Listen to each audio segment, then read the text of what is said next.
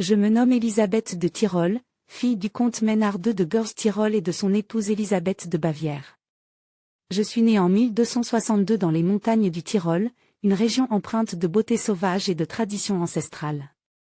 Mon destin, cependant, ne devait pas se limiter aux vallées de mon enfance. Il était écrit que je deviendrais l'épouse d'un souverain et que mon nom serait lié à l'histoire de l'Autriche.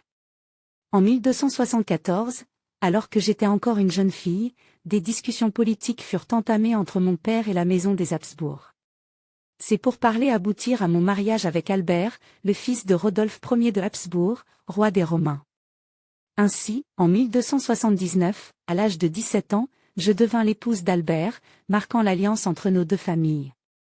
Mon époux, un homme austère mais dévoué, était destiné à jouer un rôle majeur dans les affaires de l'Empire. En 1282, Rodolphe Ier accorda à Albert le duché d'Autriche et celui de Styrie. Je me retrouvai ainsi à la tête d'une cour dont les coutumes étaient bien différentes de celles de ma terre natale. L'adaptation ne fut pas aisée, mais j'étais déterminée à accomplir mon rôle avec dignité. Mon époux, homme d'une intelligence pragmatique, s'attachait à renforcer son autorité sur ces territoires.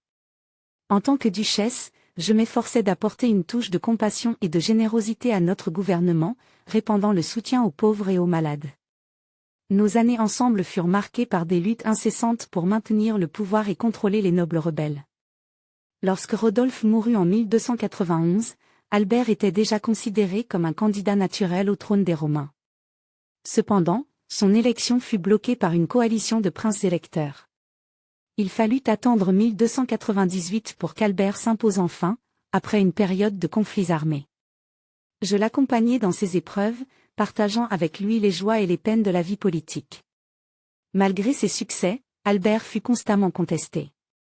Sa politique autoritaire et ses tentatives de renforcer le pouvoir central suscitèrent des oppositions féroces.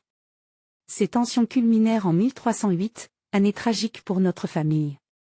Alors qu'il traversait la Reuss en Suisse, Albert fut assassiné par son neveu Jean, surnommé plus tard le parricide.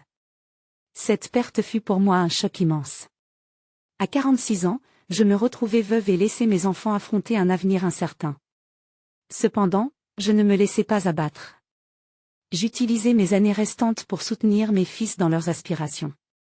La maison des Habsbourg devait perdurer, et je fis tout ce qui était en mon pouvoir pour garantir leur avenir. Mon rôle de mère et de matriarche devint alors ma priorité.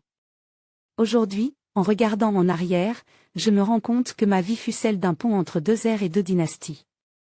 Si mon rôle fut souvent de l'ombre, je sais que mes actions et mon dévouement ont contribué à façonner l'histoire des Habsbourg et, par conséquent, celle de l'Europe.